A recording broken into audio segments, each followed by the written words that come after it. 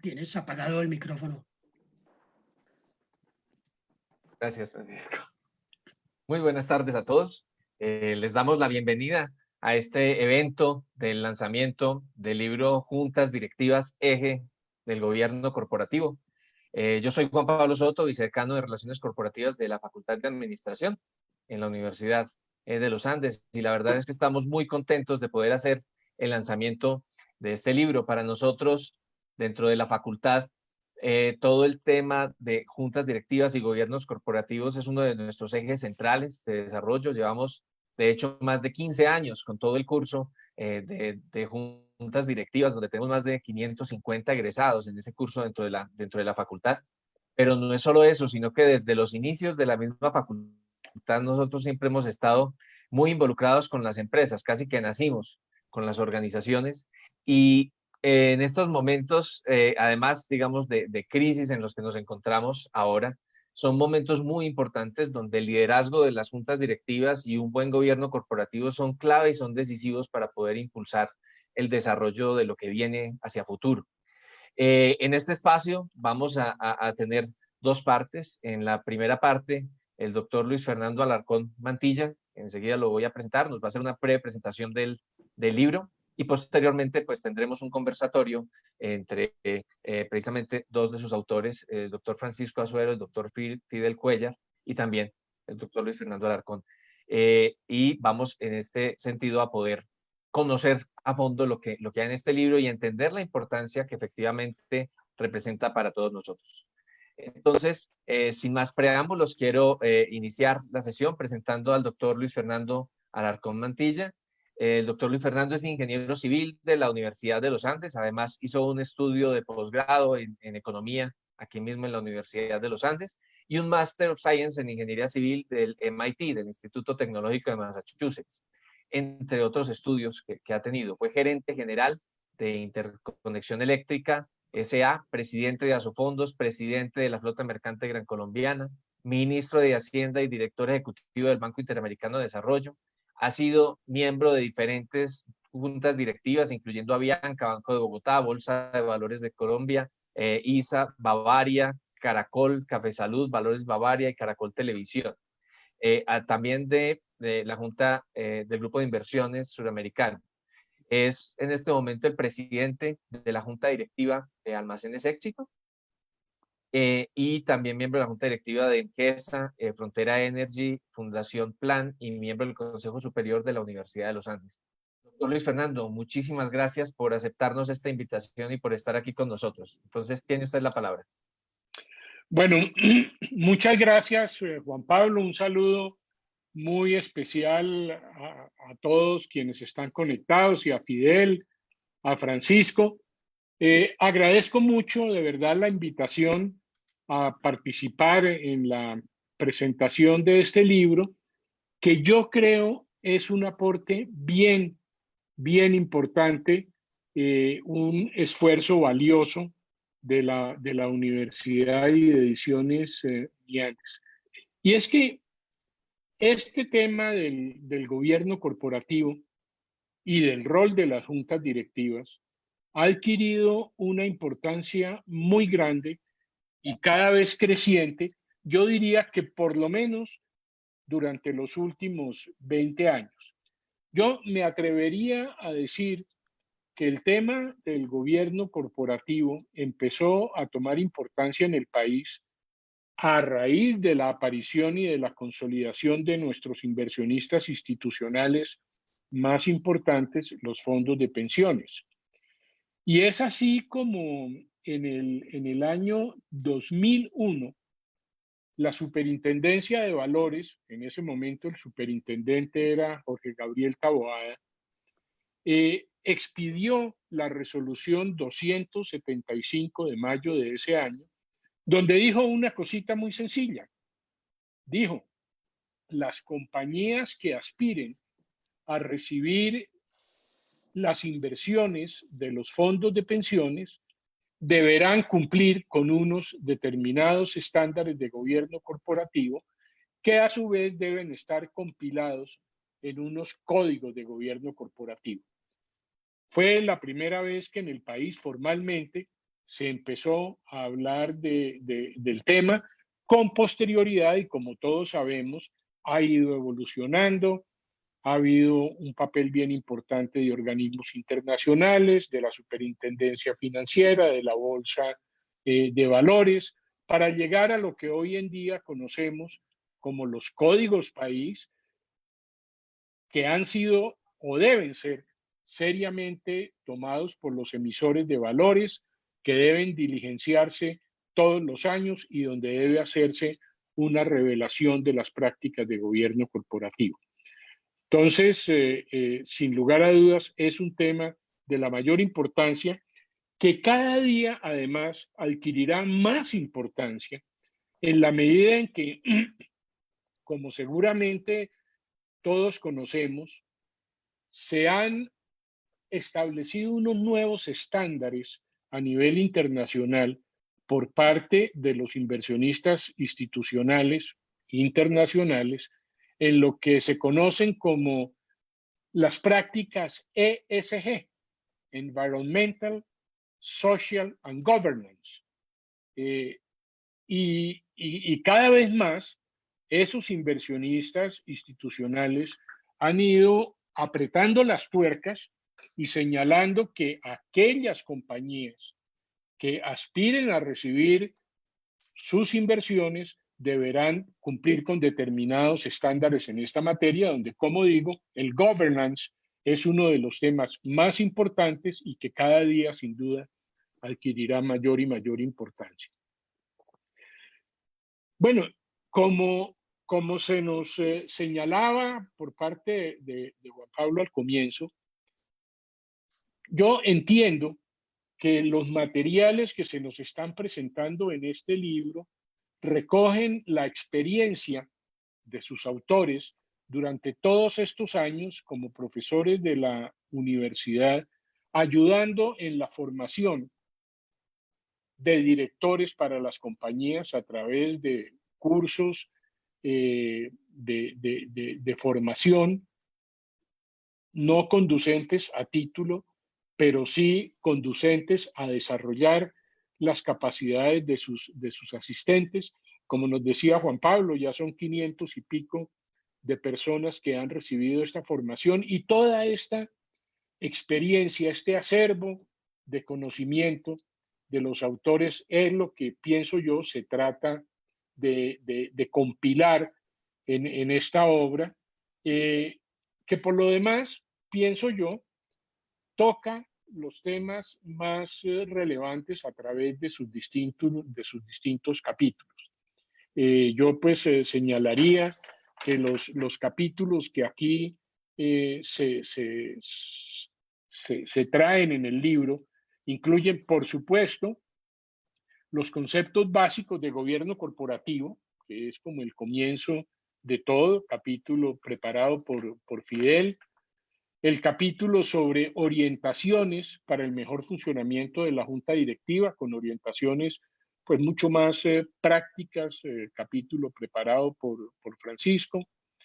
Un capítulo muy importante, el de las responsabilidades legales de los miembros de junta directiva, el capítulo de la junta directiva y la estrategia, un capítulo especial sobre empresas de familia y un tema provocador y novedoso que es el de la ética, que me parece que es muy bien traído a cuento en el contexto de este libro, que es el último capítulo. Una buena parte del libro, pues lo que hace es invitar a la reflexión.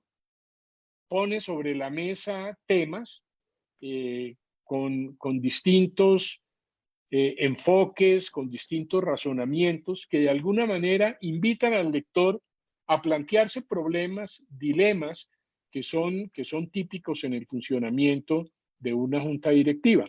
Otros capítulos tratan de señalar pautas un poco más precisas en la medida en que los temas se prestan para hacerlo.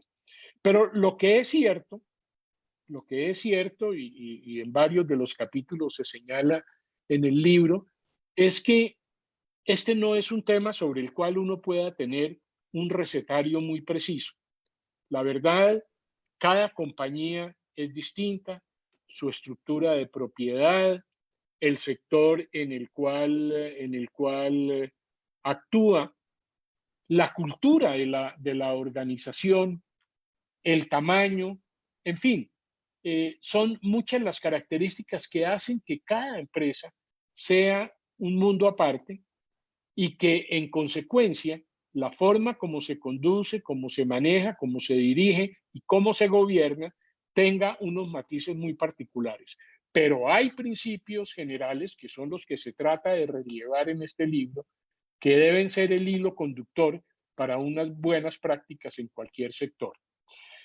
Yo quiero aprovechar estos 2 o 3 últimos minutos, tal vez para invitar a los autores y a la facultad a mirar ciertos temas que a mi juicio,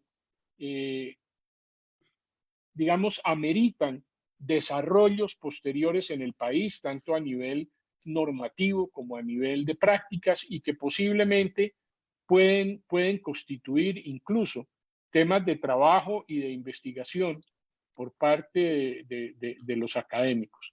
Un primer tema muy relacionado con los miembros de junta directiva tiene que ver con esa bendita pregunta sobre la cual hay una cierta confusión de a quién representan los miembros de la junta directiva. Inclusive, en el mismo libro hay enfoques y respuestas con matices distintos. En algunos apartes se lee que los miembros de junta directiva representan los intereses de los socios. Sin embargo, en el capítulo jurídico, el doctor Moya dice, vea, la ley 222 dice con claridad que los miembros de junta directiva responden al interés de la sociedad, no de la sociedad en su conjunto, sino de la sociedad empresa de la que estamos hablando, teniendo en cuenta, por supuesto, los intereses de sus asociados, a lo cual yo agregaría, utilizando la terminología hoy en boga, los intereses de sus stakeholders, que es un poco hacia donde nos hemos ido moviendo. Entonces, ese rol del miembro de junta directiva, de a quién representa, cuáles son los intereses que deben importar para él, es bien importante. Yo creo que muchas veces en la conversación común y corriente no es extraño oír que fulanito de tal está en esa junta directiva representando los intereses de fulano o representando a Megano. Eso es un tema bien complicado a la hora de mirar las responsabilidades del miembro de junta directiva y creo que ahí hay unos temas para trabajar y para pensar y desarrollar claramente. El último, digamos, documento importante que tiene que ver con estos temas, de una manera tangencial, por supuesto, es el informe de la misión del mercado de capitales. En el informe de la misión del mercado de capitales que se entregó el año pasado, se dice que, cito textualmente, resulta evidente que el gobierno corporativo de las entidades vigiladas debe ser reforzado, pero no dice mucho sobre cuáles son esos temas en los cuales debe ser reforzado, con excepción posiblemente de un par de cosas. Menciona que los criterios de independencia previstos en la normatividad colombiana posiblemente deberían ser revisados para acercarlos más a estándares internacionales.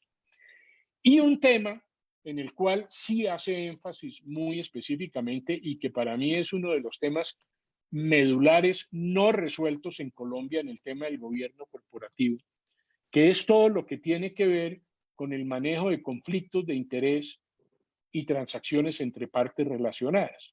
Allí sí, el informe de la misión es preciso y propositivo y dice textualmente: la legislación relativa al manejo de conflictos de interés, incluyendo las transacciones entre partes relacionadas, deben ser reformados. Es deseable, dice el informe, que las transacciones entre partes relacionadas sean resueltas con efectos vinculantes por el Comité de Auditoría integrado exclusivamente por miembros independientes de la Junta. Yo creo que este es un tema bien importante. Y otro tema, finalmente, que yo creo que amerita reflexiones y, y posiblemente algo de investigación, es el rol que tienen hoy por hoy los fondos de pensiones como inversionistas activos, porque no se nos puede olvidar que aproximadamente el 20 o el 25% del capital flotante en el mercado accionario está en manos de esos inversionistas institucionales y en su rol pareciera haber todavía muchas ambigüedades.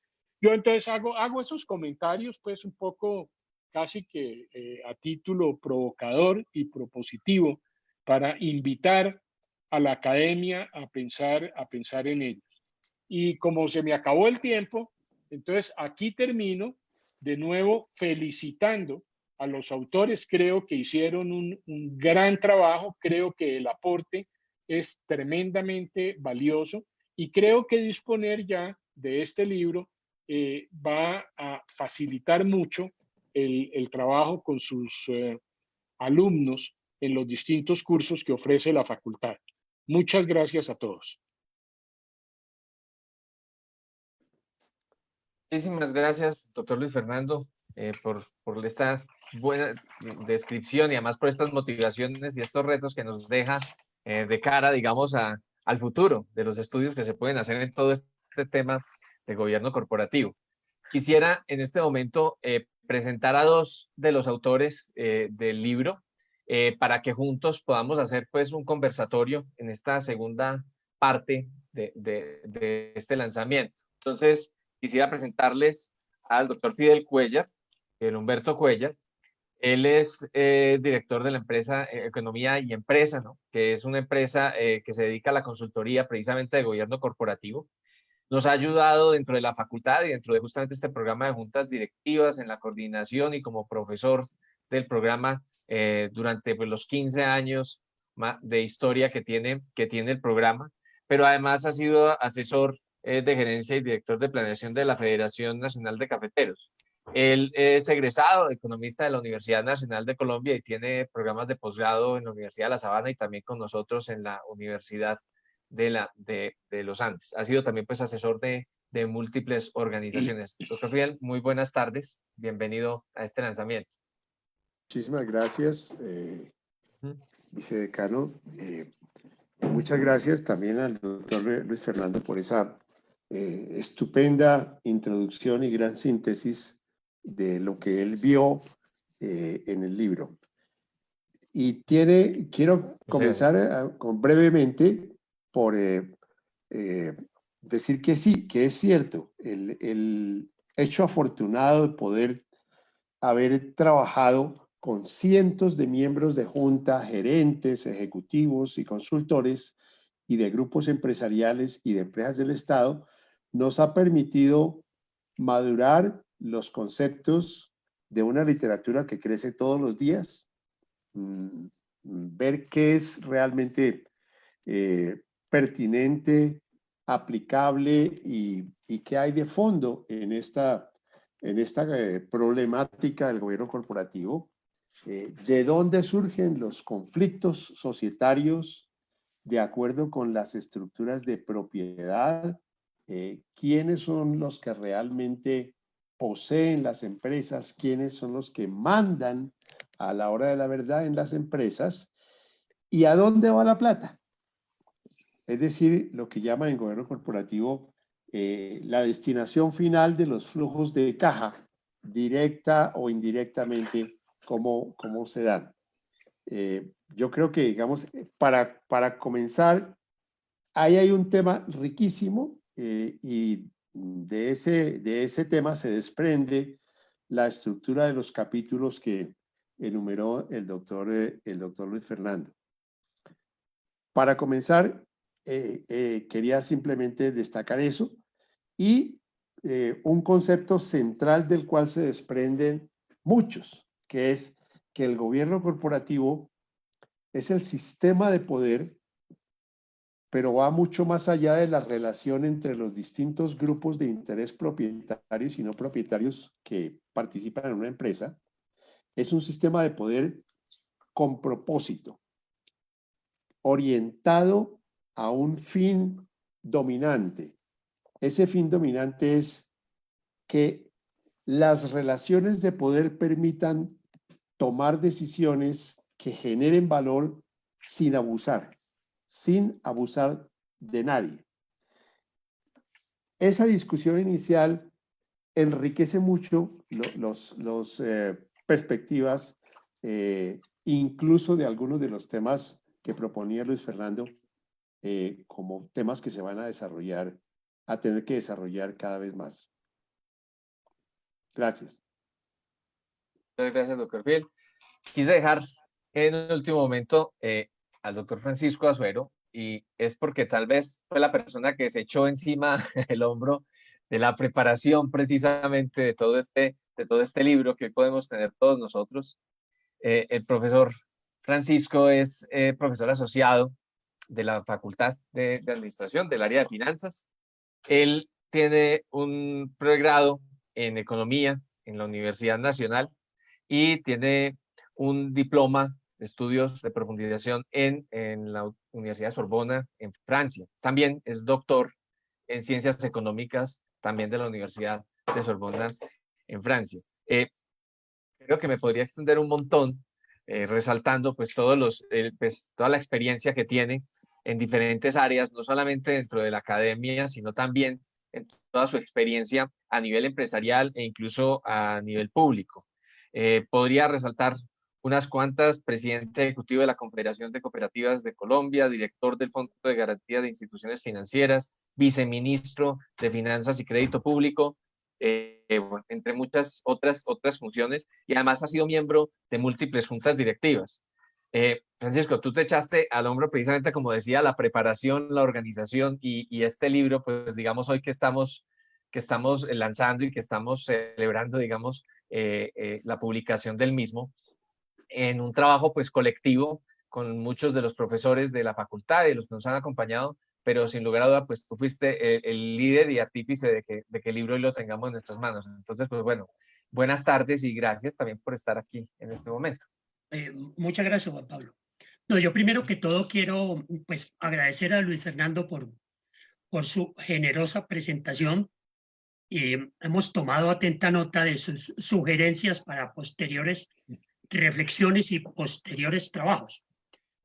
Quiero por otra parte agradecer a todos los coautores que participaron en este libro. No todos pues pueden estar aquí en este conversatorio porque sus propias por las propias limitaciones de este formato, pues no permitiría que todos ellos estuvieran, pero realmente fue un trabajo muy interesante desde el momento en que nos reunimos la primera vez a proponerles la idea, desde el momento en que ya comenzamos a madurar, comenzaron a verse las sinopsis de los capítulos, que las discutíamos colectivamente, a ver los borradores, etcétera. Fue un trabajo realmente fascinante y productivo, y yo le agradezco pues a todos los coautores por ese esfuerzo que pusieron en él. Uno de los puntos básicos que hay que contestar, pues es ¿para qué existen las juntas directivas? Esa es una primera reflexión. Juntas directivas como órganos colectivos de decisión. Se supone que un órgano colectivo normalmente debe pensar más y debe decidir mejor que un individuo, siempre y cuando se cumplan ciertas reglas. Pues las primeras desde el punto de vista de gobierno corporativo, es decir, que cumpla con su deber fiduciario frente a los accionistas, pero trabajando por el bien de la sociedad. Y yo diría tanto en sociedad entendida como la empresa misma, como sociedad con mayúscula, entendida como el beneficio que la empresa le tiene que prestar a la sociedad. Yo creo que el sector privado, bueno, y claramente una empresa pública también, en últimas, su propósito es entregarle unos bienes y servicios que van a mejorar el bienestar de la sociedad. Esa es la permanente preocupación. Y en una economía de mercado, pues existe una forma organizacional que es una sociedad anónima o una sociedad de cualquier otra naturaleza que busca alinear los intereses de unos proveedores de recursos, sean accionistas o sean bancos, para poner eso al mejor servicio de esos recursos del ahorro de la sociedad para sacarles el máximo provecho. El máximo provecho en el sentido de generar valor agregado para los consumidores, usuarios de los productos, para los empleados de la empresa, para los accionistas de la empresa. Entonces, básicamente, un esquema de gobierno corporativo debe equilibrar claramente esos intereses. Entonces, digamos que los capítulos que integran el libro tienen que ver, primero, con esos principios básicos de gobierno corporativo, que es el capítulo de Fidel. Después viene una reflexión que tiene que ver con lo siguiente. El producto de una junta directiva son decisiones. Los insumos son informaciones externas o informaciones internas que la administración le provee. Y además de eso, preguntas que la administración le provee o que la misma junta directiva hace. Pero todos esos insumos se deben procesar, se deben discutir en una junta directiva. El papel de una junta directiva es, entonces, tomar información, discutir, pero sobre todo, al final, tomar decisiones que apunten a generar valor para la empresa. Ese es el propósito básico. Desde ese punto de vista, entonces, el capítulo segundo se ocupa de estos temas. Obviamente, tienen que actuar con unas restricciones legales los miembros de una junta directiva. Esas restricciones legales, pues afortunadamente han venido evolucionando, como lo mencionaba el doctor Alarcón, para tratar de alinear los intereses o el comportamiento de los miembros de una junta directiva con los intereses generales genuinos de la sociedad. Estos temas de restricciones legales y sobre todo las responsabilidades legales que tiene un miembro de la junta directiva son un aspecto importantísimo y por eso el capítulo del doctor Moy.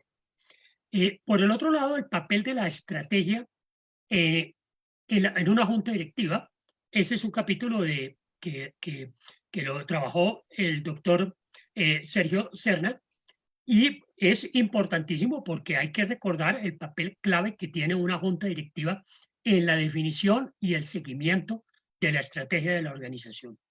Como hay muchísimas empresas que son empresas familiares, tal vez más del 80% de las empresas colombianas son empresas familiares, no es un fenómeno único de Colombia, pues se consideró importante darle un capítulo a este tema de las empresas de familia, que implican unas relaciones particularmente complejas entre la familia misma, la sociedad familiar, la necesidad de que existan protocolos de familia y cómo resolver esos choques que son absolutamente naturales que puede haber entre los intereses de una familia versus los intereses de una sociedad.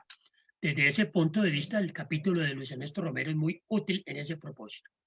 Y en fin, la gran reflexión desde el punto de vista ético de la cual se encargó en este capítulo el doctor Gustavo González, un miembro de junta directiva, tiene dos cosas que mal manejadas serían peligrosísimas. Tiene información y tiene poder. Con esas dos cosas podría ser barbaridades una persona deshonesta, una persona que quisiera simplemente abusar de su poder. Por eso, desde el principio nosotros en estos cursos hemos enfatizado, así como en otros cursos de la facultad, en la importancia de la ética, no como conocimiento filosófico de lo que es la ética, porque con eso pues no estaríamos avanzando mucho tampoco, sino cómo ayudar y cómo orientar a los ejecutivos y a los miembros de junta directiva para saber distinguir una decisión correcta de una decisión incorrecta. Entonces, ese es más o menos el esquema del libro. Y nuevamente agradezco pues a los coautores por haber aceptado hacer parte de este esfuerzo y por haber cumplido con las expectativas que nos habíamos generado en un principio. Muchas gracias, Francisco. Hay uno de los temas que, digamos, se trata dentro del libro también y es el tema de la confianza, ¿no? De la necesidad de tener un gobierno corporativo y del impacto que esto puede tener en la confianza que se tiene sobre las organizaciones. ¿Cuál es ese rol, digamos, de ese gobierno corporativo ahí en términos de esa generación de confianza y por qué es tan importante para las empresas generar esa confianza? Ok, sí, ese es un elemento que arranca destacando la OCDE en sus principios actualizados de gobierno corporativo, comenzando porque las empresas emisoras en los mercados de valores de todo el mundo, pues manejan el medio de vida de cientos y cientos de millones de trabajadores en todo el mundo y manejan las inversiones y los ahorros para la pensión de todos esos trabajadores. Entonces, manejan colectivamente, cada cual en su rol, etcétera, pues unos recursos que si no hay un manejo ordenado, serio, que inspire confianza, pues el capitalismo actual no existiría.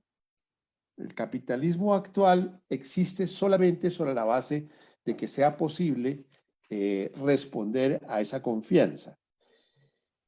Hay diferencias enormes. Nuestro mercado de capitales lo señala el estudio de la OECD, que, digamos, le dio la vía libre, entre muchos otros, al ingreso de Colombia.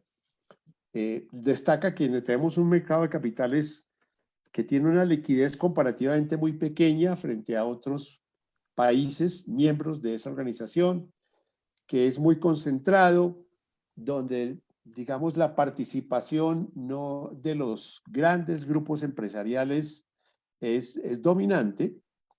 Y por eso, a pesar de que tenemos 3 millones de empresas unipersonales y 500.000 sociedades por acciones simplificadas, que son de capital cerrado, y tenemos probablemente las 5.000 mayores empresas por fuera de las 200 mayores, que son empresas también de capital cerrado, son las digamos, medianas empresas, pues no hay sino 200 empresas o un poquito más, 230 emisoras de valores a las cuales se les aplica el grueso de todo el gobierno corporativo, tal como se entiende en la mayor parte de los países. Y ahí uno de los términos fundamentales es, en un contexto de crisis como el actual, ¿qué tan fuerte es la confianza que puedo tener como trabajador, como pequeño empresario, como cliente de un banco, como persona que está realizando sus aportes a las administradoras de seguros de salud, a las administradoras de pensiones, a los sistemas solidarios de ahorro y financiamiento, ¿qué tanta confianza se puede tener? La confianza no puede estar solamente apuntalada por el buen juicio de las superintendencias o del gobierno. Tiene que soportarse en que las empresas como tales sean dignas de esa confianza y que sus juntas directivas estén bien conformadas y hagan un manejo juicioso, ordenado, donde efectivamente los temas de las grandes decisiones sean discutidos con seriedad, tratando genuinamente de acertar y evitando hasta el máximo posible ceder a la mayor o menor influencia de quienes tienen poder dentro de la empresa sin tener una, digamos, responsabilidad o accountability correlativa. Muchas gracias, Fidel. Quisiera hacer otra pregunta, en este caso a Francisco, sobre su capítulo.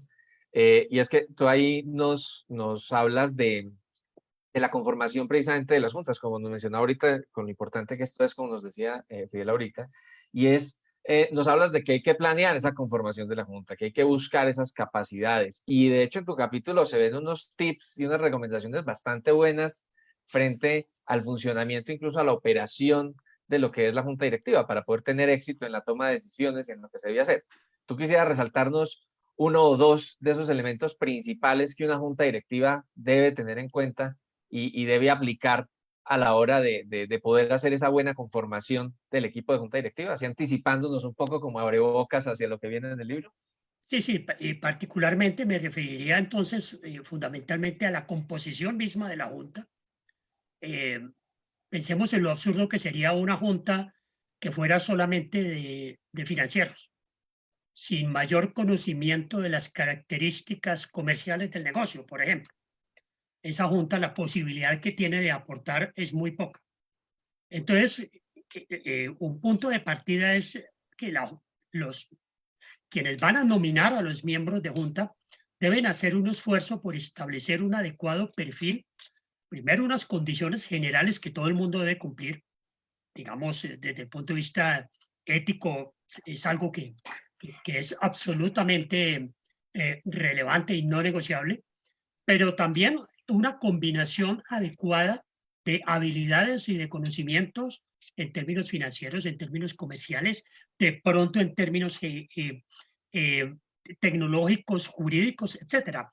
Esto no existe una fórmula básica, pero es un primer esfuerzo que tienen que hacer los nominadores para reflejar para que haya una adecuada composición de la Junta. Y por el otro lado, un aspecto que yo quiero resaltar fundamentalmente es la Junta debe discutir y debe saber discutir. Saber discutir es presentar argumentos, oír y estar uno en aptitud de, si lo convence un argumento, pues uno estar dispuesto a cambiar de posición. Es una construcción colectiva de decisiones. Esa construcción colectiva funciona como una orquesta. Tiene que ser armónica, pues no todo el mundo tiene que pensar lo mismo, pero lo importante es que haya un intercambio franco de opiniones para que si la decisión que haya que tomar, pues ojalá se llegue por consenso.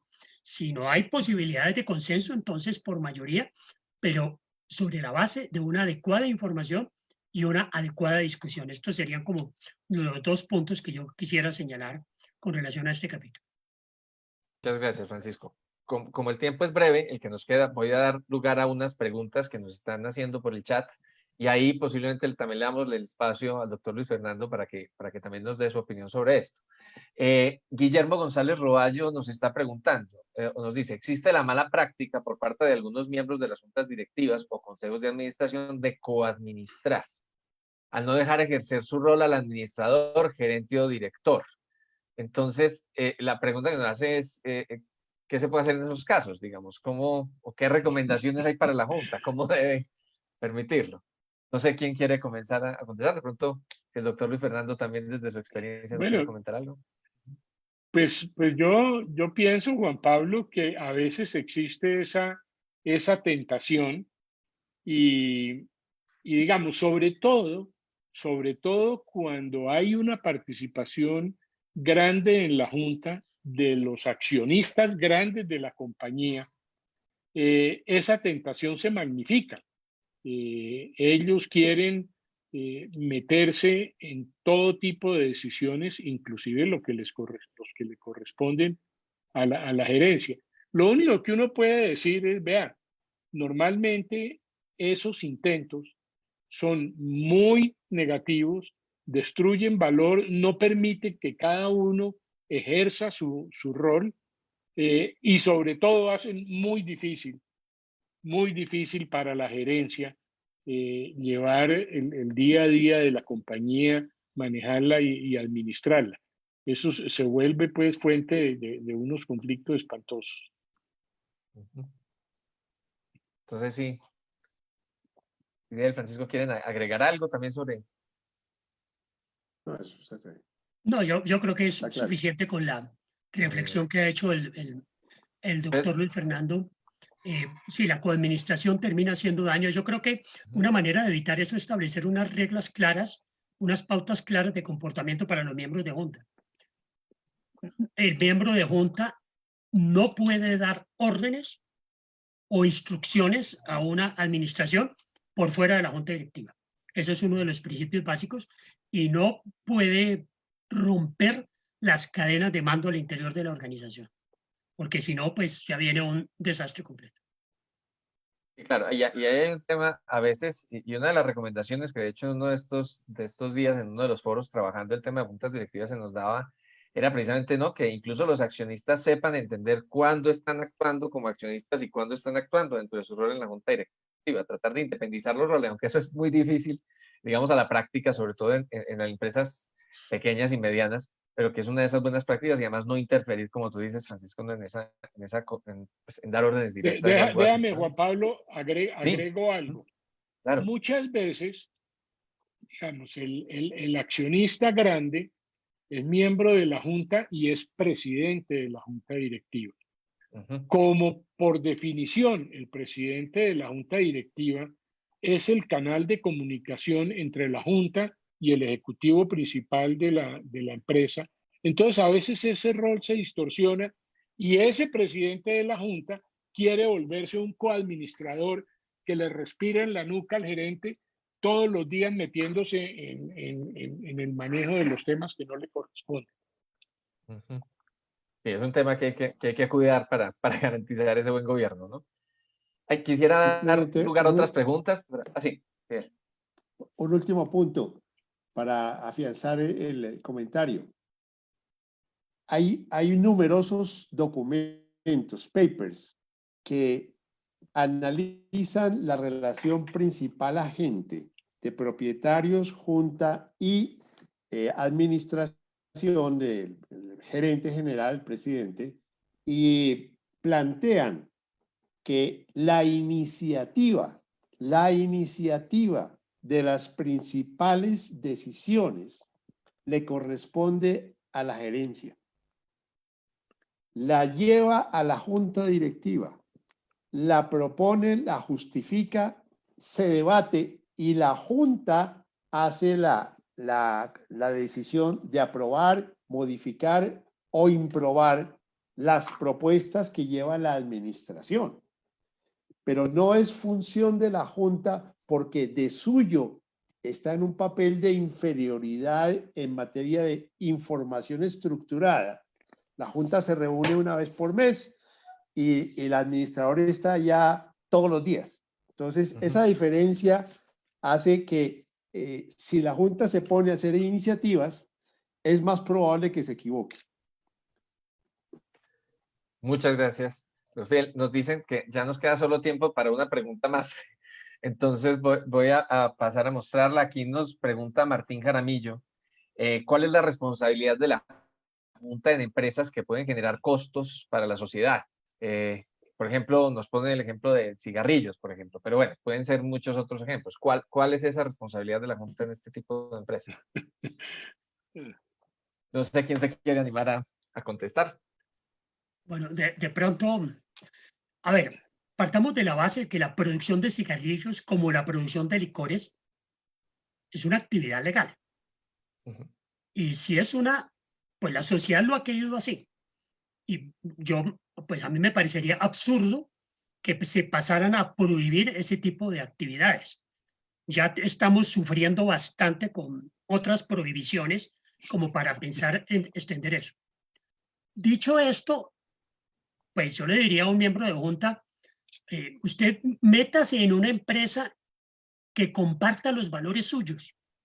Si usted es enemigo del tabaco, si es hace parte quiere militar contra el tabaco, pues no se meta en la junta directiva de una empresa tabacalera, porque obviamente pues estaría violando su conciencia y no haría un papel eficiente. Ahora, puede haber una persona que diga, yo responsablemente sé que el cigarrillo me hace daño, voy a estar en esa junta directiva cuidando varias cosas. Por ejemplo, que no se engañe al consumidor. Las tabacaleras en épocas anteriores, especialmente las norteamericanas, se les acusó de engañar al consumidor y de ocultar la información sobre los efectos nocivos del tabaco. Eso, por ejemplo, es una práctica antiética. Entonces, un miembro de junta directiva debe ser responsable desde ese punto de vista. Y por el otro lado, todo lo que tenga que ver con, con la incidencia o con la influencia ante el gobierno tiene que ser una influencia absolutamente ética.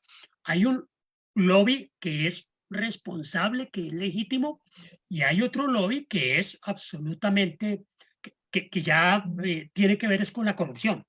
Entonces también tiene que tener una persona en esta junta directiva, tiene que tener mucho cuidado, porque estas actividades reguladas, pues necesariamente tienen que enfrentar permanentemente decisiones gubernamentales, pero hay que hacerlo en el terreno de la legitimidad.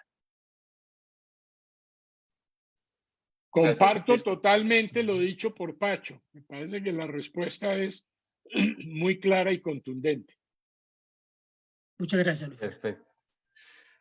Bueno, muchas gracias. Creo que desafortunadamente, porque la verdad es que sobre este tema podríamos conversar horas y horas y que además la relevancia que tiene pues es fundamental para todo tipo de empresas. Vemos en el libro incluso desde pymes, grandes corporaciones. Creo que es un libro que de verdad va a brindar muchas luces y va a dar mucha utilidad. Queríamos invitar quiero invitar a todos los que nos están escuchando a que puedan acceder al libro también y verlo. En el link se les está compartiendo el enlace para que puedan ver el libro que se está distribuyendo en forma de ebook en este momento y donde pues todos pueden profundizar en algunos de estos temas y además también pues tienen la oportunidad de seguir y nosotros desde la universidad tenemos múltiples actividades, cursos y pues para poder trabajar también y profundizar en los aspectos del manejo de juntas directivas, así que los invitamos a todos a acercarse y a que puedan conocer más de cerca el libro y poder profundizar en estos temas. Creo que es un tema que además hoy en día, como lo decía al comienzo, en estos momentos de crisis, el liderazgo importante de una junta directiva es lo que puede marcar la diferencia para darle continuidad a las organizaciones. Les agradecemos mucho por su conexión. Doctor Francisco, doctor Fidel, doctor Luis Fernando, muchísimas gracias también por su participación en este momento, en este lanzamiento, y pues desearles a todos una feliz tarde. Muchísimas gracias. No, lo mismo para todos Muchas ustedes. gracias. Muchas gracias. Bueno, hasta luego, Luis Y Fernando. felicitaciones de nuevo a los autores. Muchísimas Un saludo gracias. muy especial. Chao. Muchas felicidades. Hasta luego.